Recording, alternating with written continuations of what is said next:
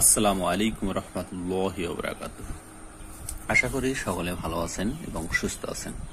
আজকে আমি আপনাদের সাথে যে বিষয়টি শেয়ার করব সেটি হচ্ছে কোরআন মুসলমানদের জন্য, মানুষের জন্য ইসলামেই পরিপূর্ণ জীবন বিধান। ইসলামটাকে মানতে হলে আমাদের কি কি কাজ করতে হবে এবং ইসলাম যেহেতু আমাদের পূর্ণাঙ্গ জীবন বিধান, সেহেতু ইসলামটাকে আমরা সঠিকভাবে লালন পালন করব। ইসলাম, সুপ্রিয় বন্ধুরা, ইসলাম হলো কোরআন হাদিস দ্বারা পরিচালিত এক ঈশ্বরবাদী ধর্ম বা জীবন পদ্ধতি। কিন্তু বর্তমানে আমরা ইসলামকে শুধু ধর্মের মধ্যেই সীমাবদ্ধ রাখতে দেখেছি। আমরা মনে করি ইসলাম হলো শুধু রাষ্ট্রভিত্তিক কাজকর্ম, নামাজ পড়া, রোজা রাখা, হজ করা, যাকাত দেয়া। ইসলামকে আমরা শুধু এসব গণ্ডির মধ্যেই সীমাবদ্ধ রাখি। সুপ্রিয় বন্ধুরা, কিন্তু ইসলাম যে একটি পূর্ণাঙ্গ জীবন ব্যবস্থা, সেটি আমরা কয়জনে জানি? ইসলাম যে একটা পূর্ণাঙ্গ জীবন ব্যবস্থা, এটিকে আমরা কতজনে জানি বা আমরা মানতেও চাই না। আমাদের পরিবার থেকে শুরু করে সমাজ, রাষ্ট্র, পারিবারিক, সামাজিক, অর্থনৈতিক ও রাজনৈতিক ক্ষেত্রে, প্রতিটি ক্ষেত্রে আল্লাহর কোরআন ও নবী সাল্লাল্লাহু আলাইহি সাল্লাম আমাদের সবকিছু বলে দিয়েছেন। শুধু নামাজ রোজার সীমাবদ্ধ না, ইসলামের পরিধি ব্যাপক এবং বিস্তৃত।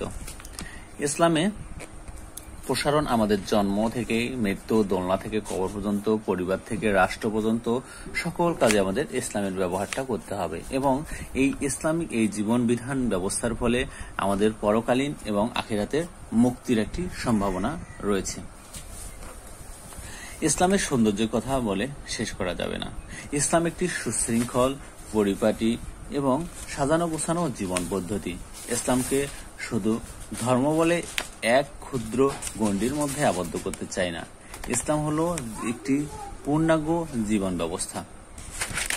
সুপ্রিয় বন্ধুরা, ইসলামের যে মৌলিক 5টি স্তম্ভ রয়েছে, যার উপর ভিত্তি করে ইসলাম দাঁড়িয়ে আছে, যেমন ঈমান, নামাজ, রোজা, হজ, যাকাত। এই 5টি স্তম্ভের দিকে তাকালেই ইসলামের সৌন্দর্যতা খুঁজে পাবো। আল্লাহ তাআলা মুমিনদের এই 5টি স্তম্ভ অত্যাবশ্যক করে দিয়েছেন। সুপ্রিয় বন্ধুরা, এই যে জীবন ব্যবস্থা, আমরা আসলে এই জীবন ব্যবস্থা আমাদের সঠিকভাবে সকলে লালন করা দরকার। প্রথমে আমরা নামাজের কথায় আসি। আল্লাহ তাআলা মুমিনদের জন্য প্রতিদিন 5 ওয়াক্ত নামাজ ফরজ করে দিয়েছেন। পাড়া মহল্লার সবাই 5 ওয়াক্ত নামাজের জন্য অন্যকে দেখার, খোঁজ খবর নেওয়ার সুযোগ হয়।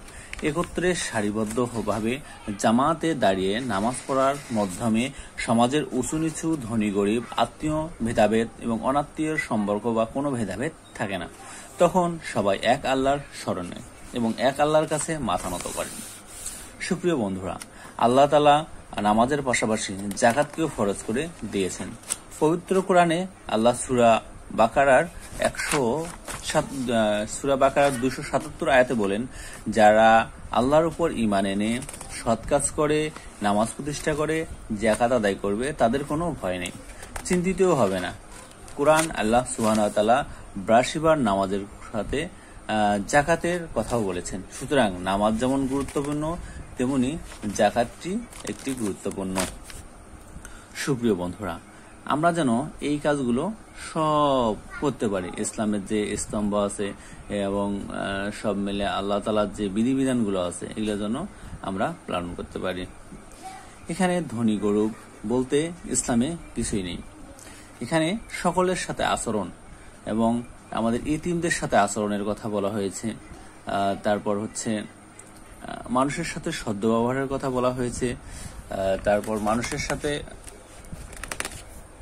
খারাপ আচরণ থেকে নিষেধ করা হয়েছে আল্লাহ তাআলা। এবং তারপরে হচ্ছে আরো একটি স্তম্ভ হলো ইসলামের যে স্তম্ভগুলো, তার মধ্যে হলো নামাজের যে গুরুত্বপূর্ণ, যাকাতও যেমন গুরুত্বপূর্ণ। আল্লাহ পৃথিবীতে সবাইকে সমান সম্পদ দিয়ে পাঠায়নি, কাউকে ধনী কাউকে গরিব করে পৃথিবীতে পাঠিয়েছেন।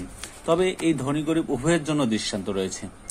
আল্লাহ এই ধনী গরিব করেছেন এবং বৈষম্য পার্থক্য দূর করার জন্যই যাকাত, নামাজ, হজ সবকিছু করে দিয়েছেন। ইসলামের 4র্থ স্তম্ভ হলো রোজা। রমজান মাসে আল্লাহ তাআলা যে রোজা পালন করতে বলেছেন সেটিও অনেক গুরুত্বপূর্ণ। রমজানে 183 নং আয়াত সূরা বাকারা যেটি বলা হয়েছে, হে ঈমানদারগণ, তোমাদের উপর রোজা ফরজ করা হয়েছে, যেমনটি করা হয়েছিল পূর্ববর্তীদের উপর। সুপ্রিয় বন্ধুরা, পুরো এক মাসে ধনী গরিব সব মিলে ইসলামের এই স্তম্ভগুলো লালন পালন করে আমরা এই কাজটি করে থাকি। এবার আসি, সর্বশেষ স্তম্ভ হচ্ছে হজ। এই স্তম্ভগুলোর মধ্যে আল্লাহ তাআলা প্রত্যেক সুস্থ সবল এবং বিবেকবান সমর্থবান প্রাপ্তবয়সের জন্য হজ ফরজ করেছেন।